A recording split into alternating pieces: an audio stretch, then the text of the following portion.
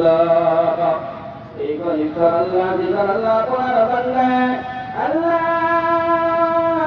سيدك الربيع يدك مولاك يكون الغريب مولاك مولاك يكون الغريب تقول مولاك ইফতারর কাছে বলি মাওলা আমার গরবর বুদ্ধি মুক্তির আল্লাহ তুমি আমার অভিজ্ঞ জানা দিনর বহর মিলাই তৌফিক দিয়া মাওলা আল্লাহ গরব মরম দানার সম্মান করার তৌফিক দিয়া মাওলা রব্বুল আলামিন আমার গরব পুত্র রাজ্য মান আল্লাহ তুমি কবুল করিবা মাওলা আল্লাহ আমার রাজ্য মান পুৱা ৮টা বজাৰ পৰা আমি নিৰ্বাচনী সভা অনুষ্ঠিত কৰিছোঁ আৰু আমি এতিয়া এইটো ৮ নম্বৰ আমাৰ ইয়াতে ইফতাৰত আমি অংশগ্ৰহণ কৰিছোঁ।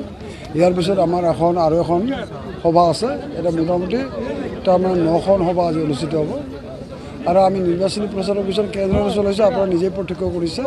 ইয়াত যথেষ্ট সংখ্যক লোকৰ আমি অংশগ্ৰহণ দেখিবলৈ পাইছোঁ আৰু ৰাইজ উৎসাহিত হৈছে, উৎফুল্লিত হৈছে আৰু এই ক্ষেত্ৰত আমি নিশ্চয় এই সমষ্টিটোৰ প্ৰাক্তন বিধায়ক নাৰায়ণ ডেকা ডাঙৰীয়াক আমি ধন্যবাদ জ্ঞাপন কৰিছোঁ। কাৰণ নাৰায়ণ ডেকাৰ তত্বাৱধানত ইয়াৰ নিৰ্বাচনী সভাবিলাক অনুষ্ঠিত হৈছে আৰু আমি তাৰমানে আশ্বস্ত হৈছোঁ যে এই নিৰ্বাচনটোত আমি জয়ী হ'বলৈ সক্ষম হ'ম।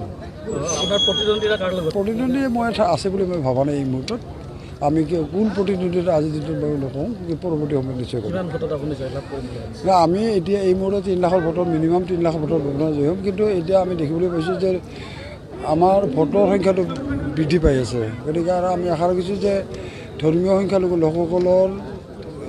লোকসকলে এতিয়া শেহতীয়াভাৱে তেওঁলোকে উপলব্ধি কৰিছে আৰু উপলব্ধি কৰি আমাৰ মিত্ৰজোঁটক তেওঁলোকে সমৰ্থন কৰিবৰ কাৰণে আগবাঢ়ি আহিছে আৰু ধৰ্মীয় সংখ্যালঘুসকলৰ ভোট আমি তাৰমানে এইবাৰ আমি ভাবোঁ যে তাৰমানে অভাৱনীয়ভাৱে আমি এই সমষ্টিটো লাভ কৰিবলৈ সক্ষম হ'ম আৰু ধৰ্মীয় সংখ্যালঘুসকলৰ যদি অভাৱনীয়ভাৱে যদি আমি ভোট লাভ কৰিবলৈ সক্ষম হওঁ তেতিয়াহ'লে নিশ্চিতভাৱে এই পাৰ্থক্য বৃদ্ধি হ'ব। পৃথকৰ ভিতৰত নিৰ্বাচন কৰি খুটি আমি তেওঁলোকৰ দুৰ্বলেই হৈছে, তেওঁলোকৰ ভাগ হৈ গৈছে। গতিকে তেওঁলোকে সেইকাৰণে দুৰ্বল হৈ গৈছে আৰু দুৰ্বল হোৱাৰ কাৰণে তেওঁলোকে তাৰমানে নিৰ্বাচন আপোনালোকে দেখাই পাইছে কোনো ধৰণৰ তেওঁলোকৰ নিৰ্বাচনী প্ৰচাৰ সভা বা তেনেধৰণৰ নিৰ্বাচনী প্ৰচাৰ কাৰ্য চলোৱাটো আপোনালোকে নিশ্চয় প্ৰত্যক্ষ কৰা নাই। এতিয়া যদি আপোনালোকৰ ইয়াত যদি আমাৰ মিত্ৰজোঁটৰ দলেহে আমি ইয়াতে নিৰ্বাচনী প্ৰচাৰ অভিযান প্ৰতিটো সমষ্টিত চলাই আছোঁ, আমি ডেফিনেটলি লাভ হ'ব। আমাৰ ভাৰতীয় জনতা পাৰ্টি বৰক্ষেত্ৰী সমষ্টিৰ কাৰ্যকৰ্তাৰ উদ্যোগত এই ইফতাৰ পাৰ্টি অনুষ্ঠিত কৰা হৈছিল আৰু মানে খুব ভাল লাগিল। আমাৰ ইচ্ছা আছিল আৰু অকণমান ডাঙৰকৈ কৰা, কিন্তু জেগাৰ অভাৱ আৰু অকণমান বেছি মানুহ হ'লে মেনেজমেণ্টৰ অভাৱ। সেইকাৰণে প্ৰায় 2000 আমাৰ ৰজাধাৰী ব্যক্তি ইয়াতে আহি আমাৰ আজি আপ্যায়ন তেওঁলোকে গ্ৰহণ কৰিলে। মই প্ৰতিগৰাকী ৰজাধাৰী ব্যক্তিক মোৰ তৰফৰ পৰা আন্তৰিক শুভেচ্ছা জনাইছোঁ। কিমান আশাবাদী নহয়, আমি খালি আনুষ্ঠানিকতা বাকী আছে। ফণিদা জিকিলে 3 লাখৰ ভোটতকৈ অধিক ভোটত জিকিলে আৰু তাত আৰু কোনো বেলেগ ক'ব লগা নাই। আৰু আপোনালোকে দেখিছে এতিয়াতো আমাৰ অলপ অসুবিধা হৈ আছে কি আমি কাৰ লগত ইলেকশ্যন খেলিম আমি প্ৰতিদ্বন্দ্বী বিচাৰি পোৱা নাই। আপোনালোকে দেখিছে, আপোনালোকে নিজ কভাৰ কৰি ফুৰে। আমাৰ আজি প্ৰায় 15 এমাহ হৈয়ে গ'ল দিন ঘোষণা কৰা। ফিল্ডতো আমি কোনো তেনেকুৱা বিৰোধী দলৰ কাৰ্যকৰ্তা, বিৰোধী দলৰ নেতা ঘূৰি ফুৰা দেখা নাই।